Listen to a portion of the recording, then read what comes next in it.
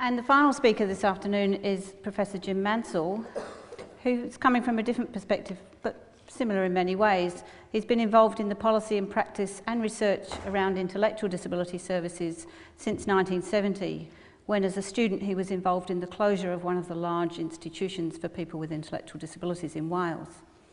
He was the founding director of the Tizard Centre at the University of Kent, Canterbury, and is now Professor Emeritus there.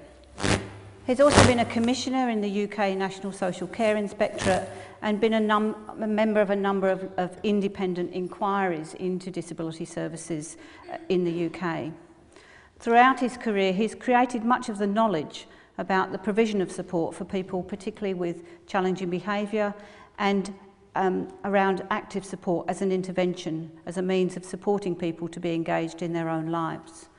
And more recently, he's completed a major report for the UK government called Raising Your Sights, which was just that, about raising the sights of what is possible for lives of people who have severe and profound intellectual disability. He's been visiting Australia and collaborating with us at La Trobe around research and advising on services in Australia since 2000. So he's not just a blow-in from overseas, he's got significant knowledge about our context here in Australia.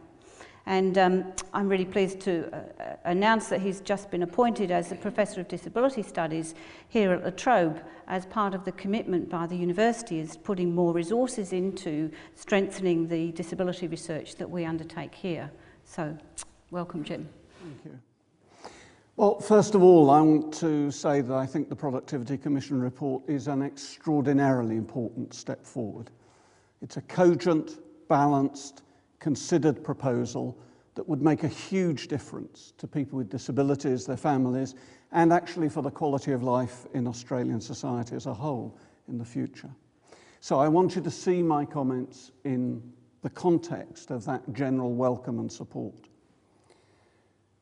The report's been heavily informed by the experience of people with physical and sensory disabilities using individualised funding arrangements to direct their own support. That's entirely appropriate because these pioneers are people who've led the way in changing our thinking about what's possible in this area. But of course, many, perhaps most of the people using specialist disability services are people with cognitive impairments like intellectual disability. For these people, decision-making often needs to be assisted. And so the appropriate model of support is therefore not just one of attendant care, but one of skilled facilitation to help the person develop and grow and to enable them to successfully take part in the activities of their own daily lives and in the life of the community. So, for example, a person with severe intellectual disabilities and serious challenging behaviour needs support from someone who not only has a good relationship with them, but who also knows how to manage the level of demand in everyday situations so as not to trigger challenging behaviour. And that has implications, I think, for the way the Productivity Commission report approaches the provision of direct support workers that hopefully we'll see addressed in the final report. The second implication of assisted decision-making is I think that we mustn't underestimate the extent of ignorance, prejudice, and low expectations towards people with severe and profound disabilities among the public and among professionals. Many people still believe that much poorer standards for these people are all that can be achieved and are acceptable and appropriate. Now, the Commission report acknowledges that there's a problem of bad judgment in selecting support in respect of interventions, where it says that they must be evidence-based. So it won't be open to people to blow their individual budget on sending their autistic child to go swimming with dolphins because they've been told that swimming with dolphins cures autism. A pending disappointment on return from Florida. I think that families beaten down by their long experience of lack of services or poor quality services and responding to the marketing brochures of service providers might, as things stand, end up choosing institutional care. Wouldn't be called institutional care, of course, but they choose institutional care instead of supporting people in the community. This would not only achieve less than could be achieved for their disabled sons and daughters, but it would create an easy option for people looking for cheap services.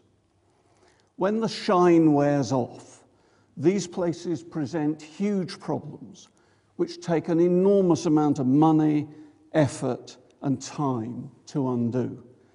I speak from a country which, as it began to close its Victorian institutions for people with intellectual disabilities, in the places where people had least wit, imagination, and commitment, built new institutions. And 20, 30 years on, we are now closing those institutions, recognizing that they shouldn't be part of the solution for the future.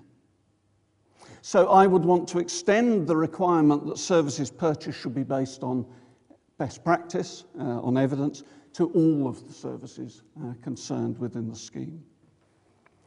My third and last comment also relates to supported accommodation services. I was actually surprised that the report didn't explicitly embrace the separation of housing and support that's been a common theme in disability discourse for many years. In many countries, the development of group homes has given way to the provision of housing, social housing, rented housing in the private sector, part or sole ownership of housing, and the separate provision of support on a domiciliary care model.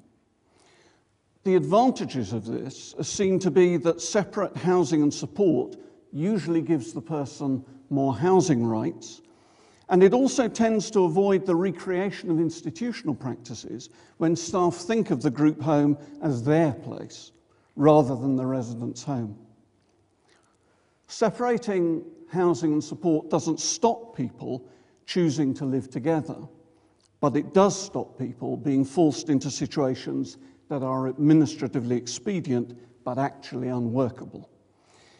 And of course, we should note that everyone, no matter how severe or complex their needs, can be supported well in their own home, in the community, if we have the will to do so.